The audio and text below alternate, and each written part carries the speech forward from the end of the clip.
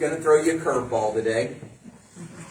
You can put your quarterlies away, because we're not going to use your quarterlies today. So, if those of you that were studying like 5-10 minutes ago, just know this, you're ahead of the game for next week. So next week we will pick up with our lesson, and we'll do that lesson on the covenant that God made with Noah next week. But for today, we are going to be in Ephesians chapter 5, beginning in verse 22.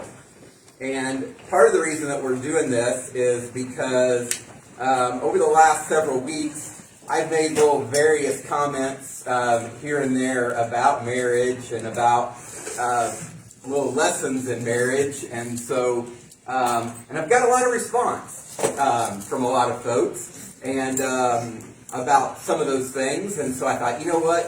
This kind of fits in really good with last week's lesson where we talked about Adam and Eve and the curse and what resulted from that. And so we're just going to kind of build off of that. And I was kind of torn about it all the way up until last night. Didn't know if this is what I was supposed to do or not. I even shared with Jeff and Connie last Sunday night at family meeting that I was thinking about doing this instead of our regular lesson. And I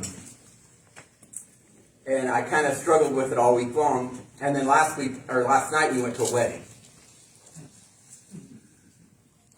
And that pretty much cemented it for me. Went to a wedding of good friends of ours. Good friends. My son, one of his best friends, was the one that was getting married. And people that you would say, these are good, solid people. Went to church most of their lives.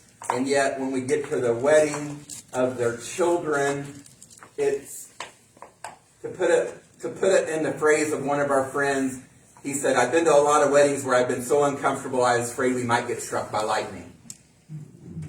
And that is a little bit the way this wedding was that evening. First off, let me just throw this out there. Anybody ever done like any kind of a unity thing in the middle of your wedding ceremony? What did you guys do? What did you do for a unity thing in your wedding ceremony? We took 2 candles and lit one. Okay, that's a popular one, or was popular for a lot of years. Actually, when Lynette and I got married, of course, we had different circumstances than a lot of people. We had the kids also join in on that unity candle lighting. Okay. So we had 5 of them. That's cool. That is cool. That's neat. When we got married, we had my mom, my stepmom, and my mother-in-law to be. And so we did the candle thing too, but the moms all lit the candle and held hands together. Okay. Another one? Mix different colors of singing. That's what my son did. Okay. How many colors was it? I don't know. That's funny.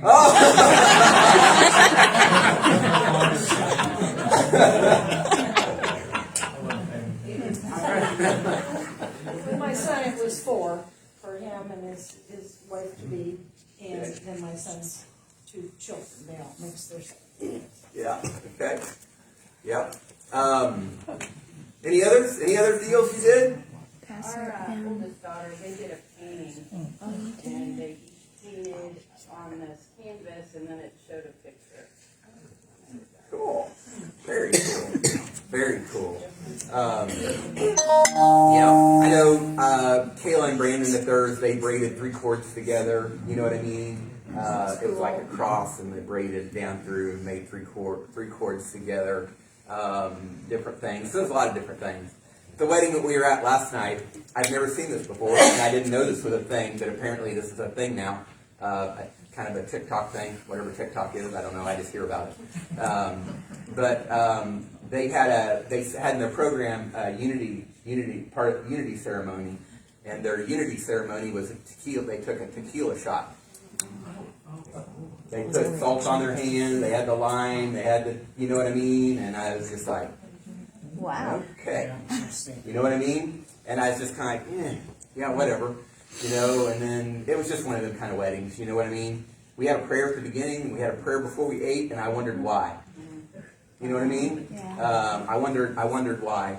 Not to say that it wasn't a nice, you know what I mean, But I'm sorry, when you can't even get through your vows because apparently you've been drinking so much before, that's kind of troublesome. You know what I mean? To me. And so anyway, in spite of all that, we're going to talk about this. And I'm glad you guys said you've been married, are going to be married 54 years if you make it through the night. 64. What? 64. Oh, did you say 64? I thought you said 54. That's how bad my hearing is. 64. That's amazing.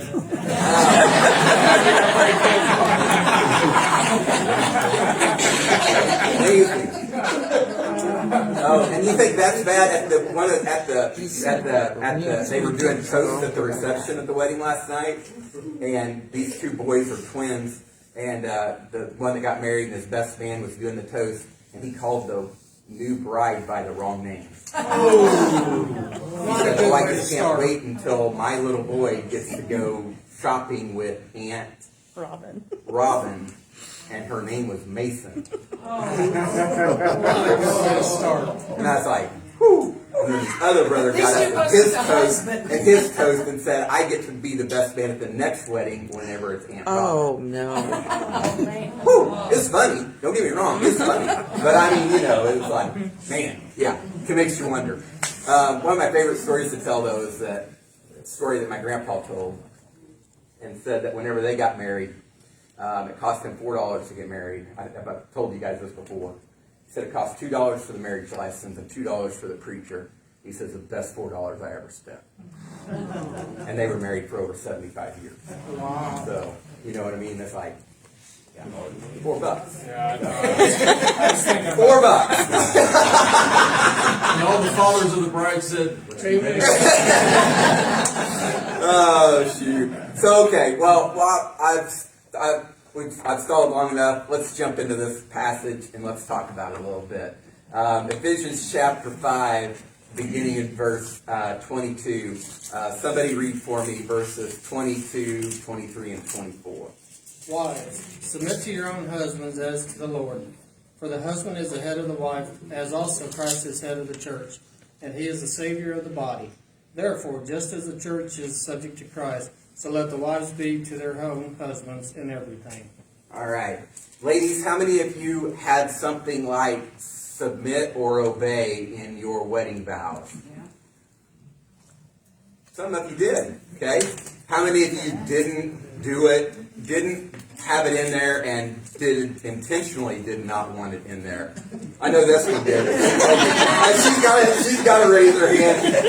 She was telling me last Sunday night, she's like, "Nope, I told the guy, I am not saying that. I am not doing that," right? So some of you may have been like that, right? And I'm not here to give you a hard time about that at all, because I get that. Jeff says she still hasn't. Anytime you tell her no, it really means yes.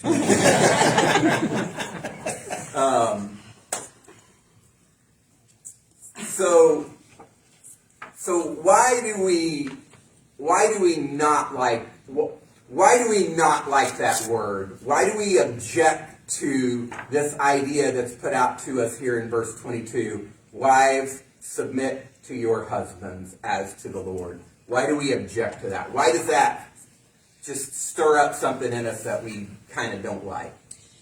I think for women, if it's your second marriage and you didn't have a good experience in that submit in the first one, that's why it's no. Okay, so for you, that's why it was hard. Okay, I think another reason that and I get that. I understand. You know what I mean? I think in today's culture it's a lot different because women are out there in the workforce and stuff and leading on their own. Mm-hmm. You know, Okay. They don't want to have to be, I don't even know what the good word is for it, but put down, I guess, to where they got to obey somebody else. Okay. I also think that some people misinterpreted it to mean let him walk all over you and stuff. Not he's going to lead you and you need to follow, but it doesn't mean he can tell you, you have to do this or you have to do that. That's not what it means. Okay. It means you need to follow him in his walk with the Lord. Okay. A lot of the problem stems in us husbands not meeting too. Hey, hold on. Joe, you're always wanting to get ahead of me.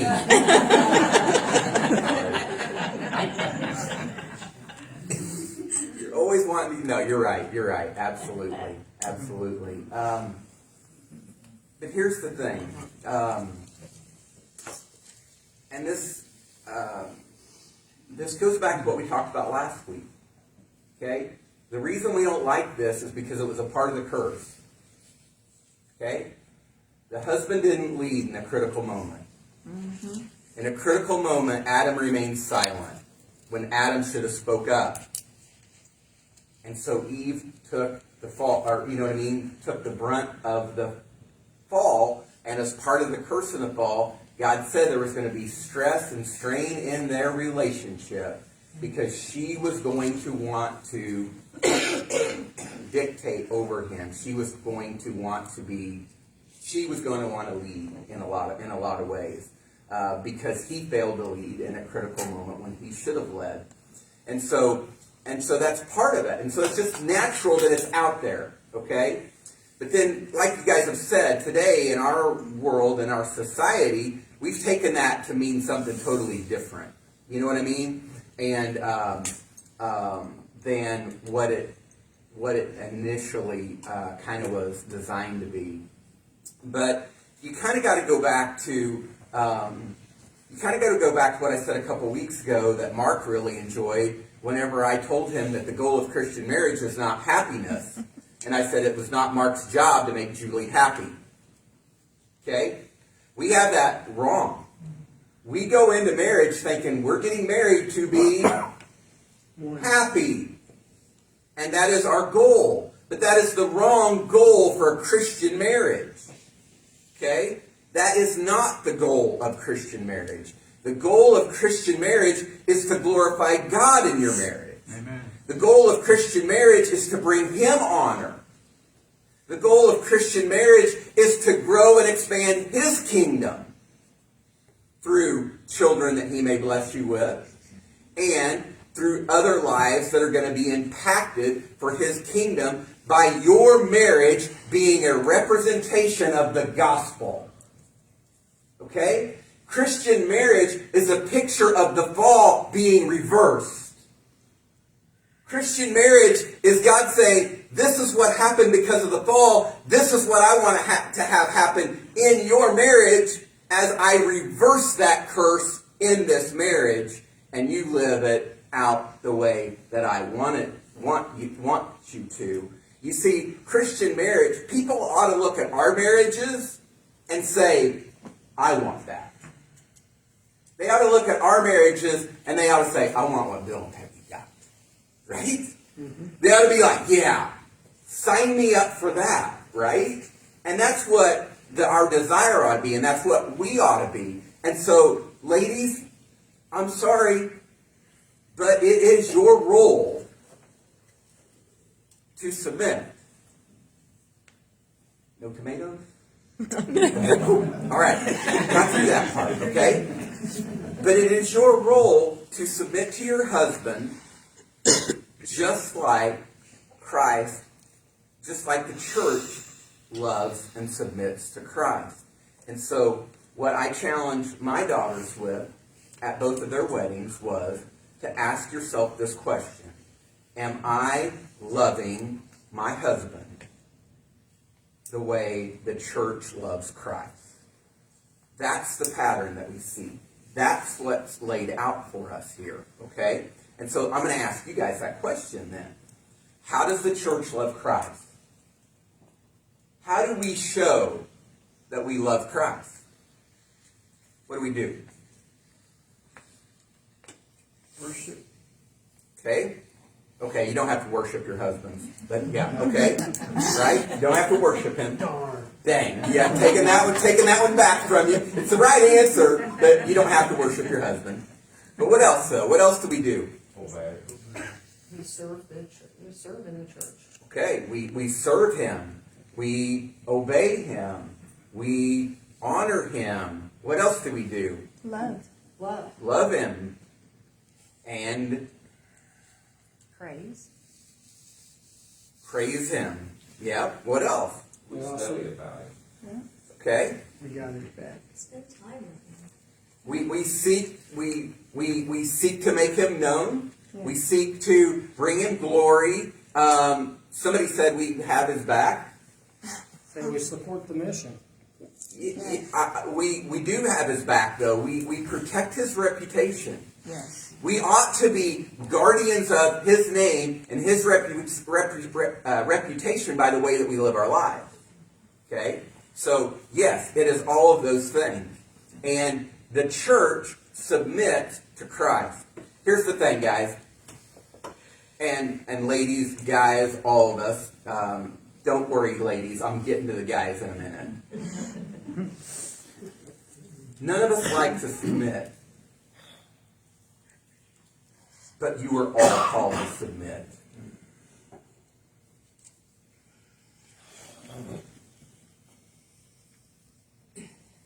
If submission is not a part of your daily life, I question whether you're walking in faith.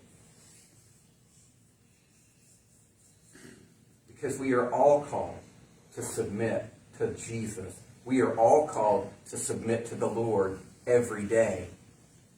Submission ought to be natural for us as believers. Submission ought to be a part of the core, part of the DNA of who we are. Because we are all called to submit daily to the Lord. Yes. Okay? And submission does not mean that you are in any way less. Okay? This is where our society got it wrong as far as trample, you know what I mean? That type of thing there for maybe for a little while, okay?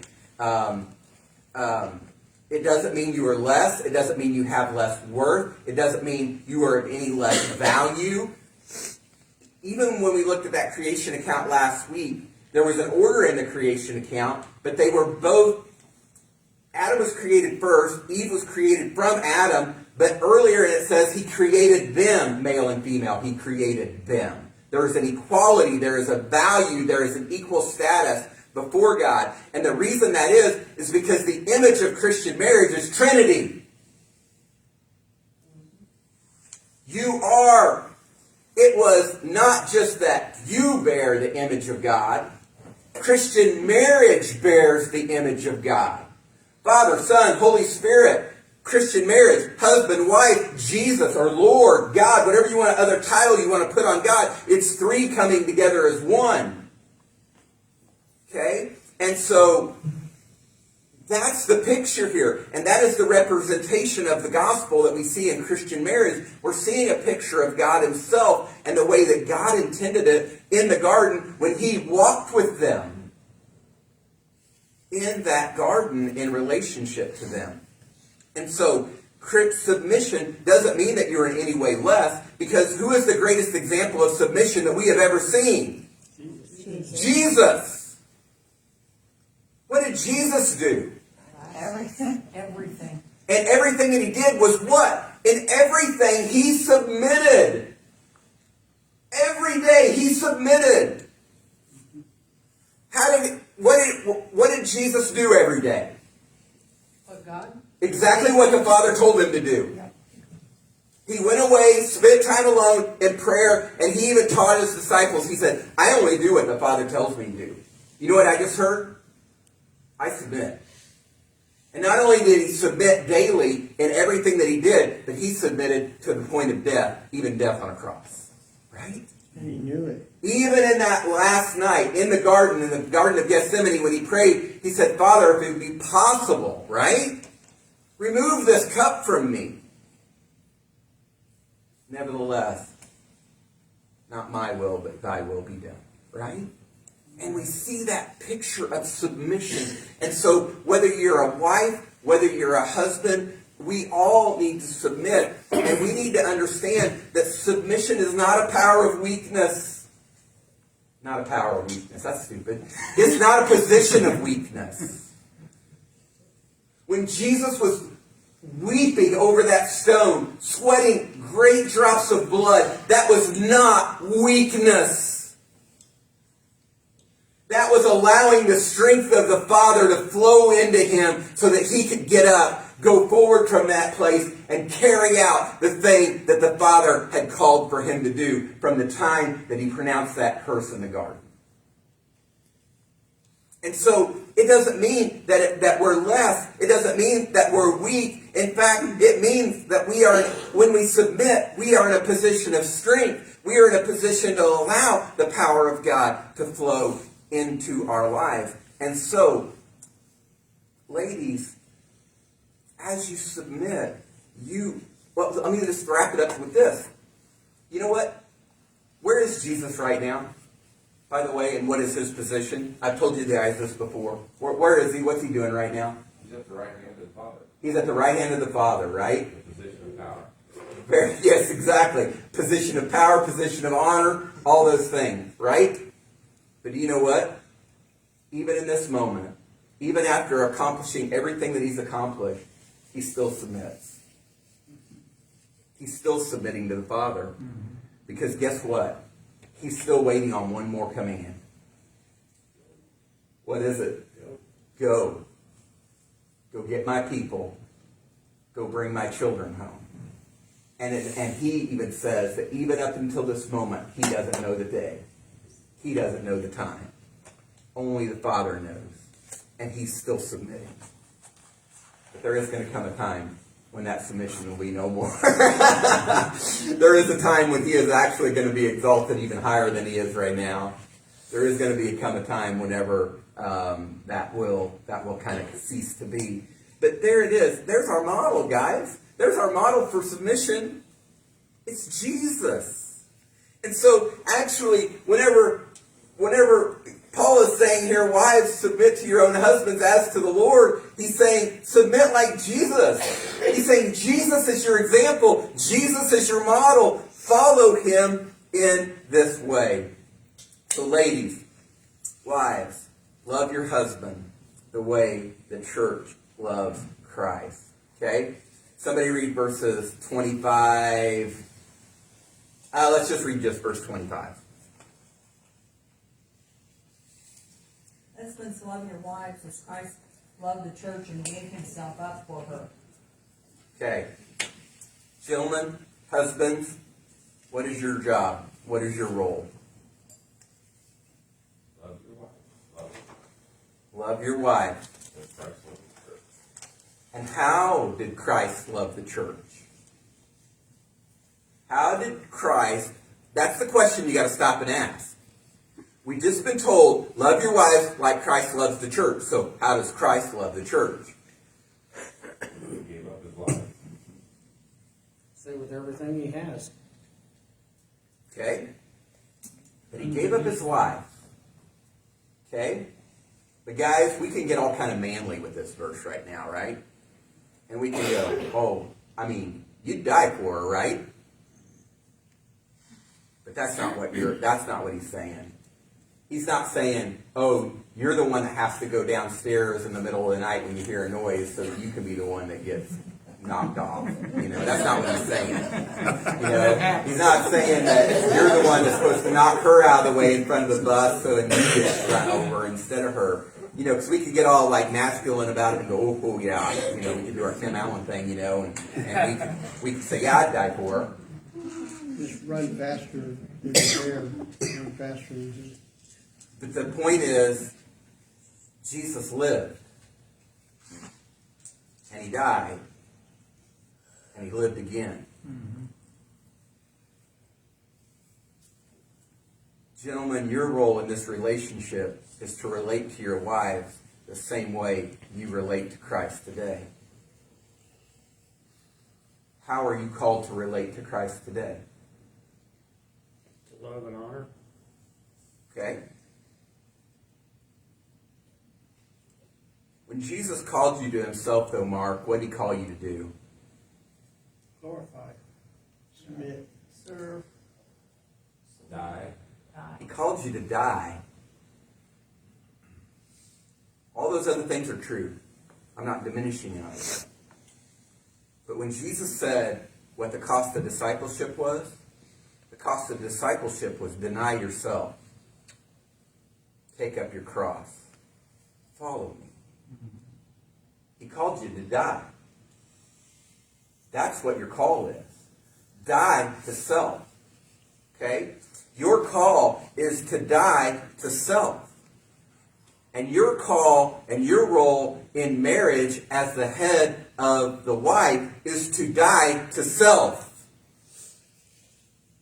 Let me put this in terms that guys will remember. Your job is to make her job easy. You got that, young man? Whenever this lady comes along someday, right? Your job is to make her job easy. If you don't remember anything else, just remember that part. Okay? Because as you die to self, see, basically, guys, when you decided to get married, you added another layer. The call that Jesus put on your life, the call that God put on your life when he called you to himself was die to yourself and live for me.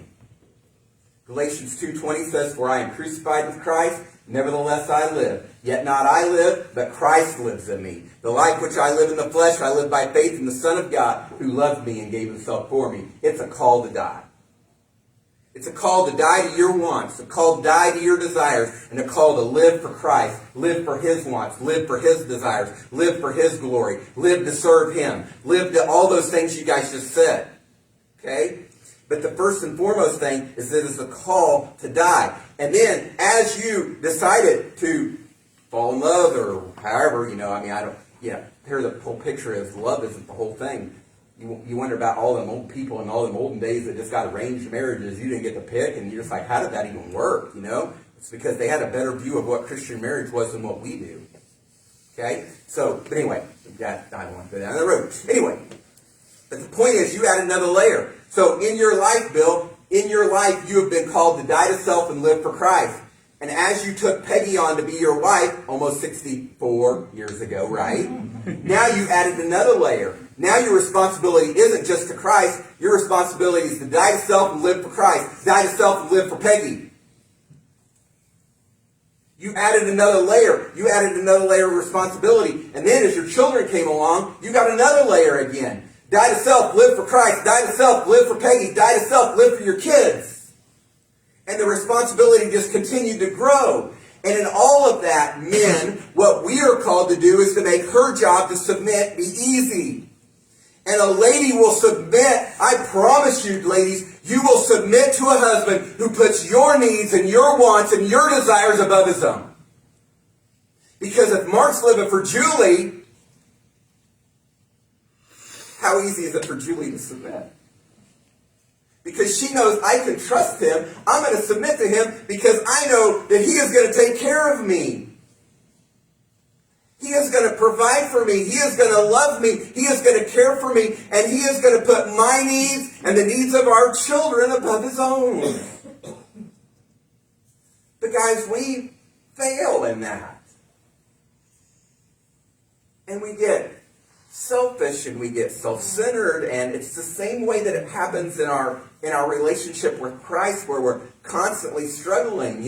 We're constantly struggling with that area in our life of submitting to him, or am I going to submit to him? Am I going to do what he wants me to do, or am I really going to just go ahead and do what I want to do, right? And that same thing happens, and it plays out in our marriages as well. So it's your job to make her job easy. It's your job and it's your responsibility to love your wives the way that Christ loved the church. Husbands, love your wives as Christ loved the church, and he gave himself up for her. You don't give yourself up without dying to self. But it's not just a matter of dying. It'd be easy to take a bullet for her. But you know what's hard? What's hard is to die to self. And then live. Live for them. See, the call isn't just to die. The call is to die so that you can truly live for them. So, gentlemen, it is your responsibility to love your wives the way that Christ loves the church. Then if we continue on there in verse 26, guys, here's another reminder for you, is that she is not yours forever. She is on loan to you. Mm-hmm. And one of these days, you're going to present her back to Christ.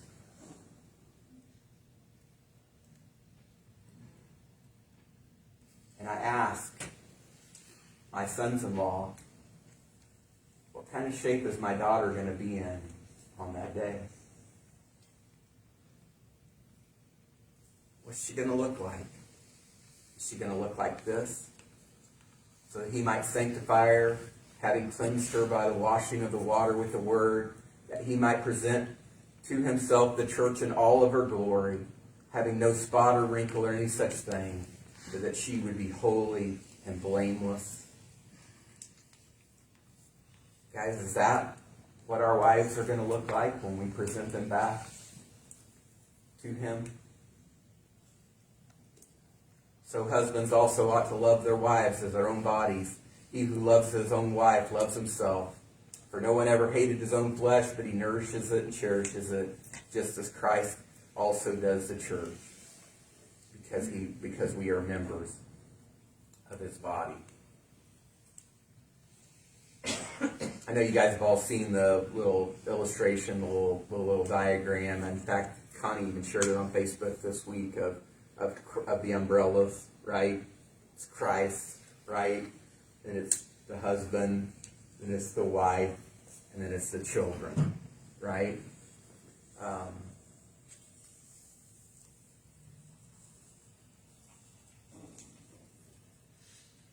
Guys, it's your job to lead. It's your job to be the spiritual leader, the pastor, if you will, of the home. But if you don't do it, somebody will. Somebody else has to. So be about doing it. Be about being that.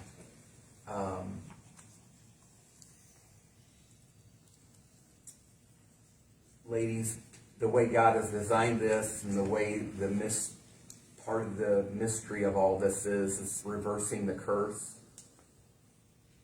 In those moments, in those times when you want to take charge and you want to take control and you want to be the one that leads, even whenever he's not doing it the way that he should, could I just encourage you to encourage him to step back into that role instead of taking it away from him? Because we'll let you have it.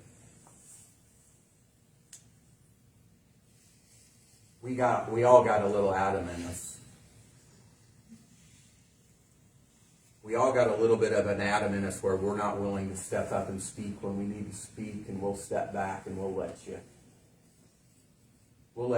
entertain and talk to the serpent when you shouldn't be talking to the serpent. So encourage him to step back up into that role. Part of the reason that guys step away from that role also is just because, my goodness, the world today, look at the world today. Look at the wedding ceremony that we went just at yesterday. Listen to the way the society reacted to Harrison Butker speaking at a Catholic university as a man of the Catholic faith, talking about Catholic values.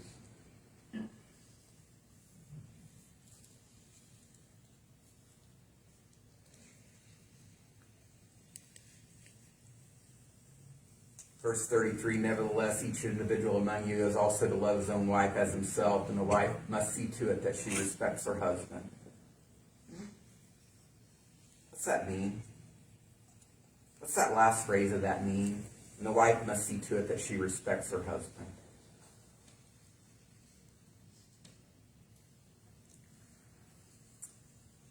I don't know exactly what it means. If the husband's leading in a godly way, that the wife, in my opinion, should follow that lead. But the husband has to be leading in a godly way, though. It's true. It's true. But let's just remember this, though. None of us are going to do it perfect. No. Husbands, you're not going to do it. Oh, you'll do it, but you're not going to do it perfect. Ladies, you're not going to do it perfect either, right? So how do we react? Well, you also let your marriage be a picture of forgiveness. You also let your home be a place where grace abounds. You also be a place where I like to use a little phrase in every home, we ought to be quick to forgive and let grace abound. Right? Because we're not going to do it perfect. And so we do that, and we forgive each other, and then we get up and we go again. Right? Right. But just like I shared with you last week, part of the way that the wife respects, honors her husband in a way is if husbands are called to lead, and they're going to go out there and they're going to go first, right? You can almost picture it as a battle plan, as a battle. The husband is the first line, right? And so he takes the brunt of some of these attacks that come. And he protects and he shields. But wives, if he's on the front, then you're the rear guard. And you're just as important. Because you're supporting him from behind. You are making sure that no one flanks, that the enemy doesn't flank you. You're the one that's making sure that the enemy is not sneaking in the back door, if you will. And that's where I talked about a little bit last week about we seek to make Jesus known. We seek to protect his reputation. We seek to honor him by the way that we live our lives. And that's like what I told you about me and Chris, where we learned early on, and I forgot, we learned it at a marriage conference. We didn't just stumble upon it. But believe it or not, we went to 3 marriage conferences, I think, fairly early on in our marriage. And it wasn't because we were having trouble. We thought we had a great relationship. We did. We do. Right? But it's worth investing in. It's worth figuring out how to do things better. And one of the things that we figured out in that was we don't talk bad about each other in front of other people. And especially in front of our family. I don't say anything negative about my wife when her parents are around. Don't do it. She doesn't say anything negative about me when my parents and my family were around. Just don't do it.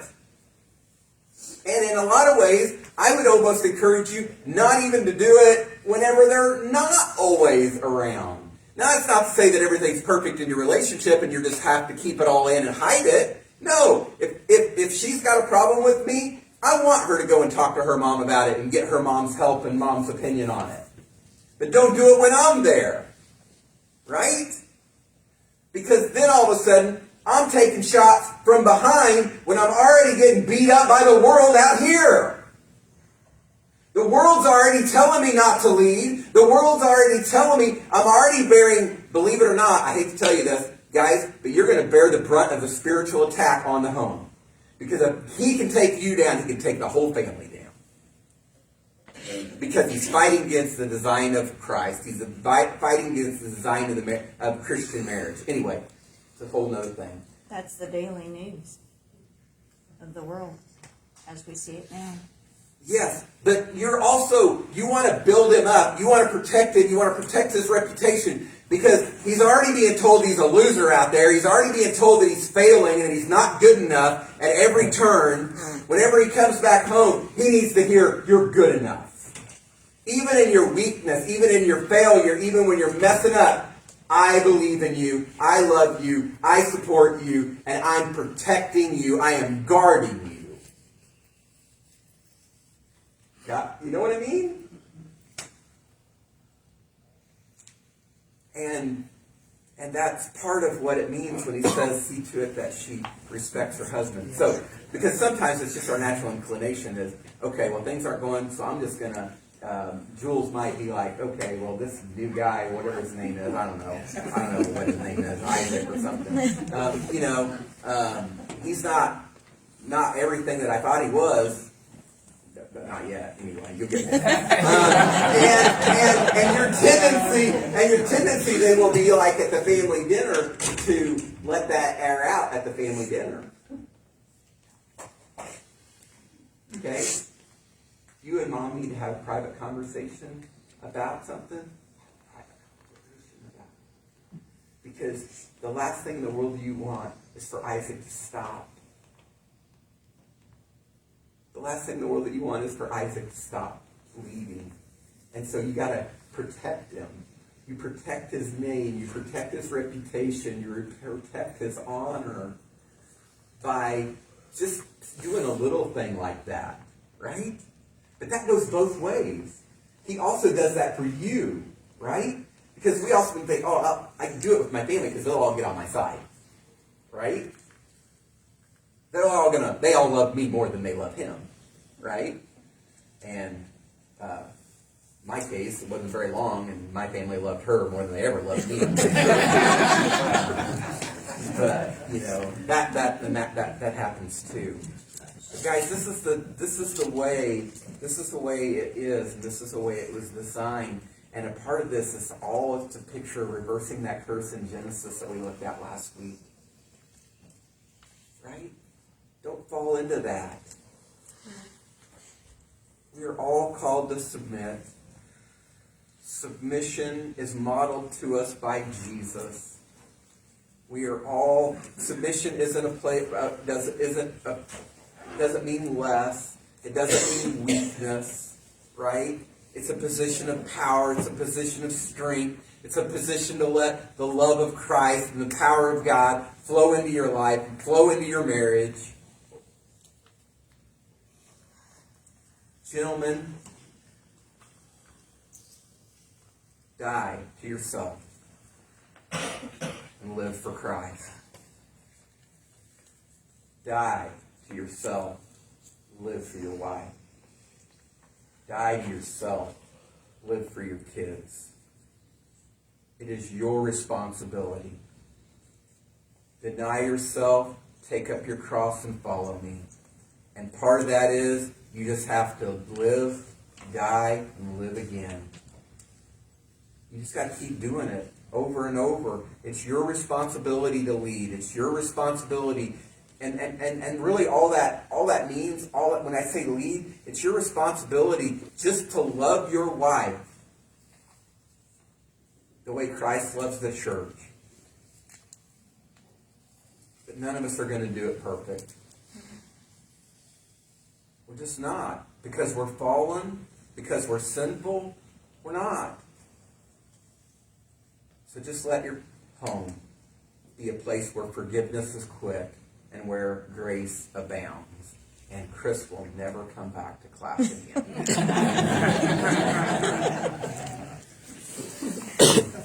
You guys got any other questions, any other thoughts? This isn't exactly the biblical account, but I've always liked this when in the creation account, God created man, took one look at him and said, I can do better than that.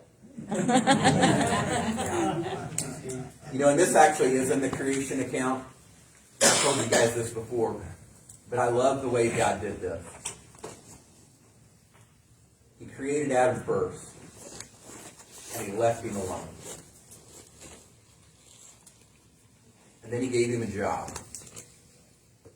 And what was the job that he got? Go name all the animals. And what did he notice as he went out and named all the animals? Male and female, male and female, male and female. And yet there was no one found suitable for Adam. And God said it's not good for man to be alone. And so the point of all that was God showed Adam his need before he ever gave him Eve. So that he would love her. So that he would honor and cherish her. So that he would protect her. And so that he was supposed to lead her. I love that God showed Adam his need before he gave him Eve. And I think that's just a beautiful picture of what God intended for Christian marriage and for the family to be. Any other thoughts, guys? It's just a little point. It's we have all ages folks in here, but, and it's something we have a conversation about. God, the singles need to seek out people with like beliefs. You have to have the same. You have to have the same conviction about these things, and that's a problem. Equally yoked.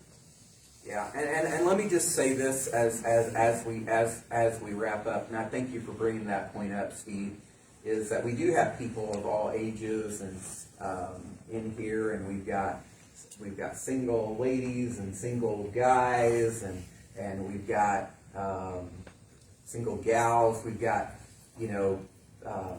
and all of this. I hope you don't hear me say in any way that. Or if you're divorced, or if you've been divorced, or if you're in your second marriage or third marriage, whatever the case may be, please don't take any of this as me coming across as judgmental or condemning anybody for where you are. Okay, I don't care. I don't care where you've been. I don't care what you know what I mean. I care what you've been through. You know what I mean. But just know this: I love you. God loves you. And he's got a good plan, right? Mm-hmm. And so, Bill and Peggy, there's a great example of a model. But you know what? They didn't do it all perfect. Right? My grandparents, 75 years on $4, a great investment, but they didn't do it all perfect. Right? So none of it's perfect. We just pick up where we're at and we go forward. And sometimes God gives you a second chance with a knucklehead like Jeff. Right? And aren't we glad? Right? And that's okay. So please, just don't. If you've been a part of failed, who cares? I don't care. Right? I love you where you are. God loves you where you are. And you may get a second chance with your own knucklehead. Right? And I say that out of, I know Connie couldn't be happier to have Jeff in her life. Right? When she said equally yoked, make sure you're equally yoked. Yeah. Take it as my second marriage. Trust their actions. Yeah. Don't trust words. Yeah. Because that was mine. I thought I was getting into a good Christian marriage. Right. And it wasn't. Yeah. And that's just part of why I'm saying what I'm saying. You know what I mean? Because even in this moment, even as we talk about a subject like this, my heart goes out to you, Nicole. I've been sitting here crying all the time. I know. But you just know, you know what I mean? That there is grace, there is forgiveness, and God still has a plan, right? And a purpose in that. And not just for you, but, I think about other people, that aren't married or that are widowed, You're sitting just down because my heart goes out to Dave, you know what I mean? Even in this moment, even in this lesson, because he's not got his wife with him, you know what I mean, anymore. Yeah. And there are others that in the room that way. And so I just kind of want to leave that with you guys, okay? That I just want you to know that it doesn't have to be perfect, God loves you. I love you. And so even as I'm putting this all out here about what the plan is, this is what it ought to be, right? Mm-hmm. We all miss this mark, right? But this is the goal. right? If that comes around, if another opportunity comes around, this is the goal, right? This is the thing we shoot for. This is the mark. This is your blueprint of This what is to the follow. blueprint. What And to follow. even wherever you are, whatever stage of your life that you're in, there are lessons in this that are not just for those that are married, but there are lessons in this for those that are giving up their children to be married. Right? I even had to tell another brother here a while back. Another brother, a good friend of mine from this church, was upset about something that was going on in their family, and he was kind of wanting to dictate to his son what they needed to do. And I had to tell him, that is not your job. It is not your job. He has his life now. He has his family now. He has to lead in the way that he thinks is right. And you better not get in the way of that. Don't bring strife in. Don't bring difficulty in where it doesn't need to be. You got to release. You got to let go. Right?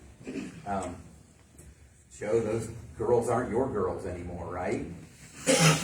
They're somebody else's responsibility. You still have a role to play, but we don't want to make things more difficult by trying to still not release and let go also. So there's a lot to learn at this in a lot of different ways. But the thing is, wherever you are and whatever your place of life, you support others in this, right? You encourage them. You build them up. You look for ways to do all of that. You look for ways to help. You look for ways to, push people back to what God's design is. And we as the church, my goodness, guys, if we're not willing to live out this design, where is it going to be lived out? Where are they going to see it? They're surely not going to see it at most weddings they go to today. I've kind of made a determination. Go ahead, send me an invitation. Please, I want to come. But I've kind of made a determination that I'm not going to any more weddings. That maybe I'm just going to go to receptions. Unless it is a good Christian wedding. You know what I mean? That I know it's going to be a good Christian, Christ-honoring wedding. Now, is that bad? Is that bad of me? I felt very, very uncomfortable sitting there last night and feeling like I was endorsing that. Right? So anyway, all right, get out of here. I'm sorry, I got carried away.